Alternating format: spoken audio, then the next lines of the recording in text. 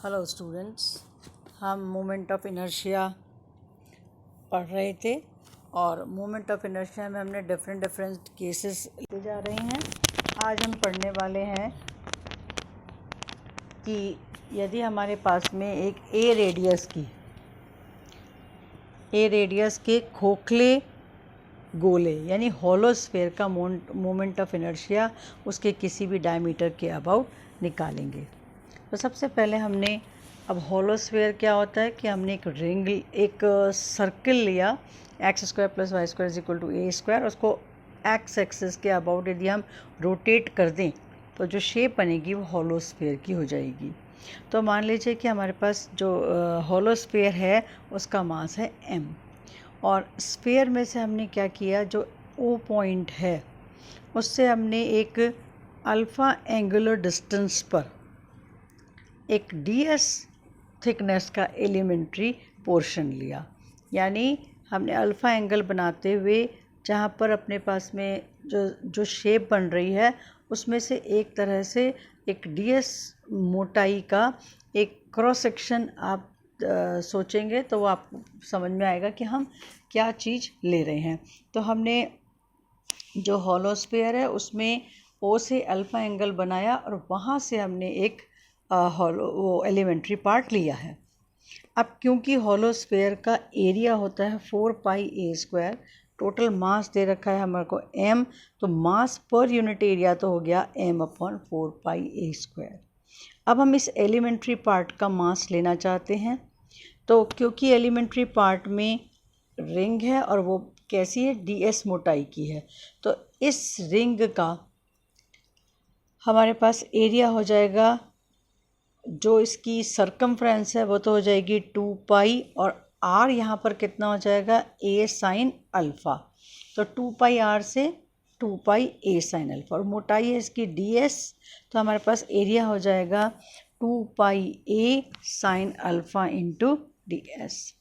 अब इस elementary part का जो मास है m/ सिंप्लीफाई करने पर m/2a sin alpha a d∝, क्योंकि ds की जगह हमने यूज़ कर लिया a d∝, जो अपन ने पिछले में मैं आपको बता चुकी हूँ, और सिंप्लीफाई करने पर हो गया m/2 sin अल्फ़ा d∝। अब हम इस जो एलिमेंट्री पार्ट है इसका मोमेंट ऑफ इनर्शिया लेना चाहते हैं अबाउट OX, जो अपना ये डायमीटर है वो OX वाला हमने यूज़ किया है। तो डायमीटर के अबाउट जब मोमेंट ऑफ इनर्शिया लेंगे तो हम चाहेंगे कि इस OX से इसका परपेंडिकुलर डिस्टेंस कितना हो जाएगा, a sin अल्फ़ा। तो m/2 sin alpha d∝ × a sin alpha का होल स्क्वायर, और ये हमने यूज़ किया है जब आपको मैंने रिंग का मोमेंट ऑफ इनर्शिया उसके सेंटर से जाने वाली उसके परपेंडिकुलर लाइन के अबाउट मोमेंट ऑफ इनर्शिया बताया था, वो था ma²। अब पूरे कंप्लीट होलो स्फीयर का मोमेंट ऑफ इनर्शिया हो जाएगा, क्योंकि अल्फ़ा कितना मूव कर रहा है, 0 to 2π। हम इन रिंग्स को काटते जाएं लंबाई में, तो हम 0 to π तक हम इसको लेंगे। तो alpha = 0 to π m/2 a² sin³ alpha × d∝। Simplify करने पर हमारे पास आ जाएगा 2/3 m × a²। और इसमें हमने जो भी डेफिनेट इंटीग्रल की प्रॉपर्टीज़ या गामा फंक्शन है उनका भी यूज़ किया है।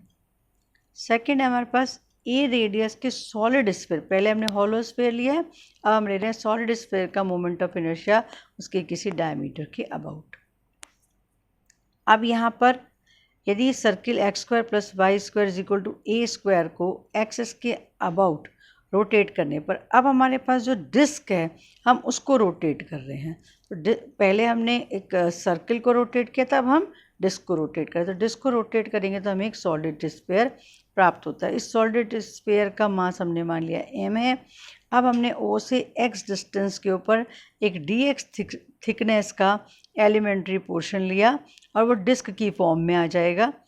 तो फॉर्म में उसका मास हमारे पास हो जाएगा, क्योंकि इसका पूरे का मास है 4/3, टोटल का मास है m, मास पर यूनिट वॉल्यूम। अब क्योंकि डिस्क है तो अपने पास जब हम इसको, तो इसकी मोटाई भी है और इसका एरिया भी है, तो इसका वॉल्यूम आएगा। तो पहले पूरे का वॉल्यूम हो गया 4/3 πa³, क्योंकि a is the radius.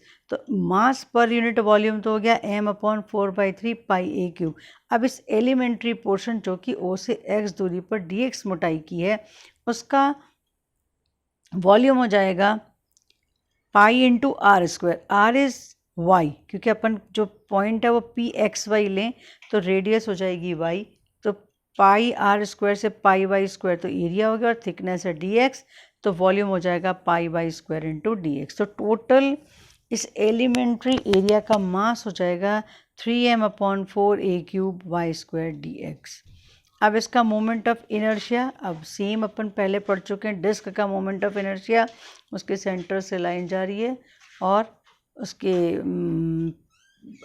Plane के परपेंडिकुलर, वो जाता है 1/2 ma²। तो हमने उसका यूज़ किया, तो 1/2 m हो गया 3m/4 a cube y square d x, और ये हो जाएगा वाई स्क्वायर। अब संपूर्ण कंप्लीट जो अपना सॉलिड है उसका मोमेंट ऑफ इनर्शिया हो जाएगा, अब हमारा x का जो मूव कर रहा है वो -a टू a, तो हमने -a टू a लिया और उसको इंटीग्रेट किया। सेम हम इंटीग्रेशन की प्रॉपर्टी लगाएंगे, तो हमारे पास आ जाएगा 2/5 ma²।